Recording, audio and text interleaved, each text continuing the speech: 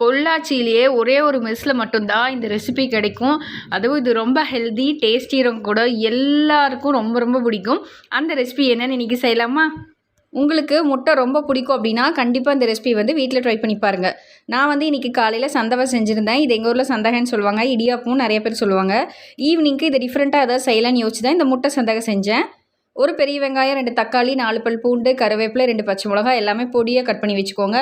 பேனில் எண்ணெய் ஊற்றி எந்த ஆயில் வேணால் நீங்கள் யூஸ் பண்ணிக்கலாம். கடுகு, உளுந்தப்பருப்பு, கடலைப்பருப்பு, அதுக்கப்புறம் 1/2 ஸ்பூன் ஜீரகம், 1/2 ஸ்பூன் சோம்பு, கட் பண்ணி வச்சுருக்கிற பெரிய வெங்காயம், கட் பண்ணி வச்சுருக்கிற பச்சை மிளகா, கருவேப்பிலை எல்லாம் சேர்ந்து நல்லா சுருள வதக்குங்க. அதுக்கப்புறம் நம்ம கட் பண்ணி வச்சுருக்க 2 தக்காளி அதையும் நல்லா போட்டு சுருள வதக்குங்க. இப்போ நம்ம மசாலா பவுடர்லாம் ஆட் பண்ணலாம். 1/2 டீஸ்பூன் மிளகாத்தூள், 1/4 டீஸ்பூன் மஞ்சள் தூள், உப்பு நல்லா வதங்கினதுக்கப்புறம் நம்ம கட் பண்ணி வச்சுருக்கிற முட்டையை வந்து ஊற்றிக்கலாம். நான் 3லேருந்து 4 முட்டை சேர்த்துருக்கேன். உங்களுக்கு எவ்வளோ முட்டை வந்து வேணுமோ அவ்வளோ யூஸ் பண்ணிக்கோங்க. கடைசியாக 1 ஸ்பூன் கரம் மசாலா ஆட் பண்ணிக்கோங்க. நல்லா 90% முட்டை நல்லா வந்து ஃப்ரை ஆனதுக்கப்புறம் நம்ம எடுத்து வச்சுருக்க சந்தகையை போட்டு நல்லா மிக்ஸ் பண்ணி விடுங்க.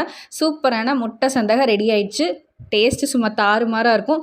வீட்டிலே நீங்கள் ட்ரை பண்ணி பாருங்கள். ஒரு பர்ஃபெக்ட் டின்னர் ரெசிபியும் கூட. பொள்ளாச்சியில் இந்த முட்டை சந்தகை ஒரே ஒரு மெஸ்ஸில் தான் கிடைக்கும். அது எந்த மெஸ்ன்னு தெரிஞ்சால் கண்டிப்பாக கமெண்ட்டில் மென்ஷன் பண்ணுங்கள். பாய்.